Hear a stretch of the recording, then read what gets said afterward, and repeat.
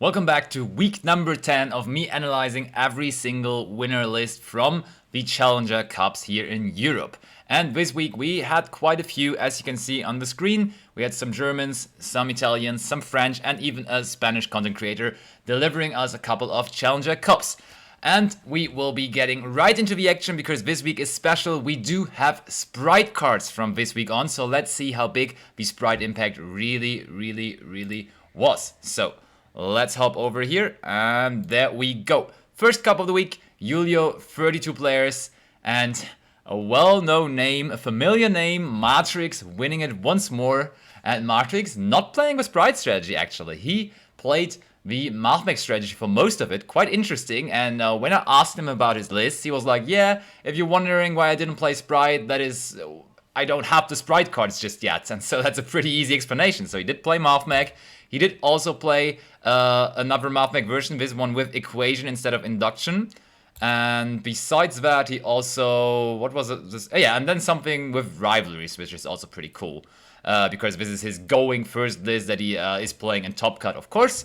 And then also he had his Sword Soul list, which he used a little bit in Top Cut. He told me he just mostly played Mathmech, but some Sword Soul in Top Cut, and also a little bit of Despia in Top Cut as well. We know those decks from him already. And funnily enough, he recently picked up the Mathmech cards, but apparently he does not have any dust or any gems anymore for all the Spright cards. Kind of sad, but that's how it is. And yeah, the same name still in the right corner, Matrix. But that's already the second cup of the week, because this one is not the Julio Cup anymore, but the Ambush Cup. So Matrix at the beginning of the week just going back to back, winning both cups.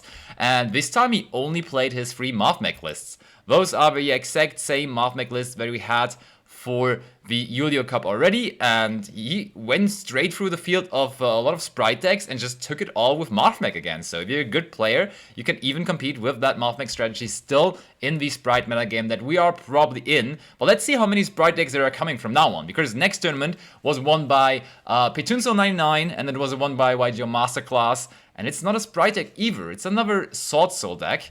Main deck Forbidden Droplet, main deck Nibiru, main deck Veilers, and main deck Ashes. So it's not even tacked towards the Spright matchup, to be honest, because there's no Ogre, which would be like the most impactful hand trap versus the Spright deck specifically, because it's so good on that Gigantic. So it's pretty interesting. Maybe Forbidden Droplet is pretty good versus the deck, though.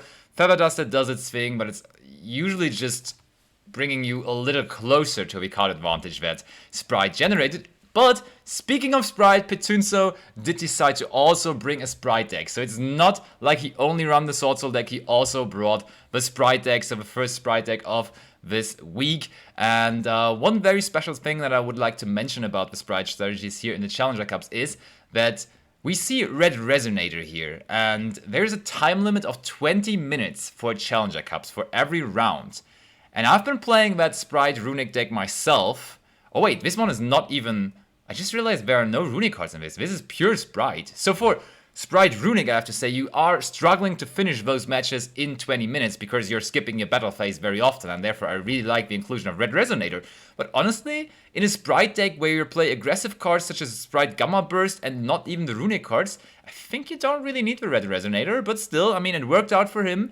Congratulations to Petunso for winning a Challenger Cup as well. Next one, Electromite winning the 128 player cup by Jubel, and here we finally have the first Runic Spright list. So we see Lava Golems having a big comeback in Master Duel. Like in Master Duel, they were never really that popular, but we know that they were popular when this deck was popular in the TCG as well. So it's not super big of a surprise to see this also being viable in Master Duel now. And besides that, yeah, Hyperia. No, Capshell is interesting because Capshell usually gets included into the Runic Spright deck as well. And also a pretty big number of Runic cards in general, because he's playing 3, 4, 7, 10, 11, 14, 15. That's 18 quick play spells of the Runic archetype, which is a lot. And then also the Spright Smashers, as you can see. And then the Rene Brain Cup as well, and that one was won by Malea, and Malea played Life Twin Spright. And also there was an explanation with that, because the opinion is that in Swiss, it's not enough time to win your games with Runic Spright, and therefore the decision had to be made to run a quicker Spright variant, and this is a pretty quick variant. As we can see, Gammas, enemy controller, talents, this is probably like ending games super smooth and quick, and therefore I do understand that. But for Top Cut, also coming in the Runic Spright deck as expected. In Top Cut you have more time, you have 60 minutes for a match, and therefore it's just the best deck. That's just a quote that I got in my messages when I got sent those lists, and therefore we had to go with it as well. And in Top Cut it worked very well. But then the 256 player cup by Sora was not won by Spright again. Oh no, the cup is by Volt, but was won by Sora, and it's not Spright and rather Despia. And this list is reminding me a little bit of the Matrix Despia lists, to be honest.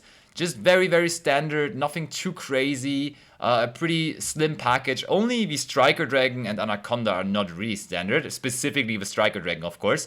But if you don't know the interaction, you can normal summon Fallen of Albaz, link it away for Striker Dragon, and that makes your Branded in Red life at least. It's not great, but it's at least something.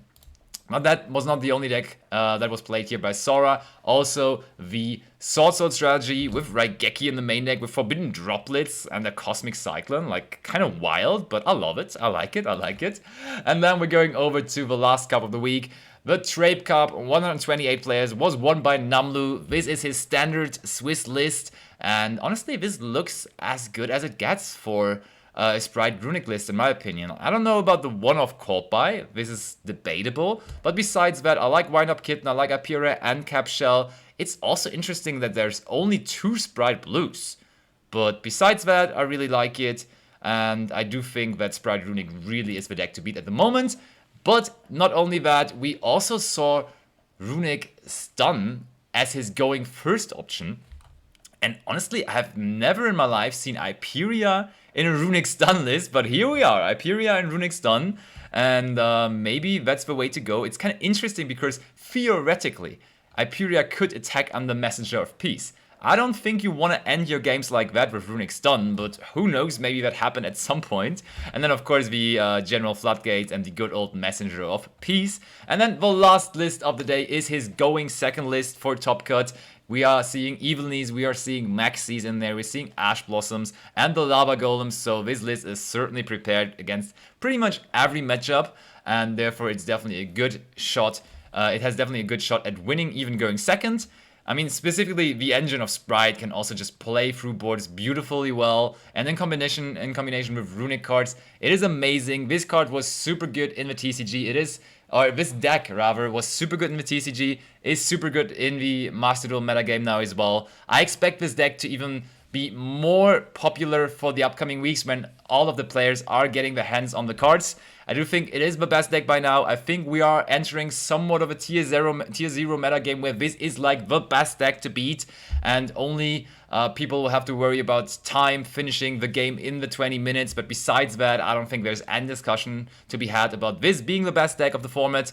If you enjoy the content, if you want to see week 11 of this as well, make sure to subscribe to this channel, leave a comment to this video, and also like this video. And also catch me on my daily live streams over on Twitch.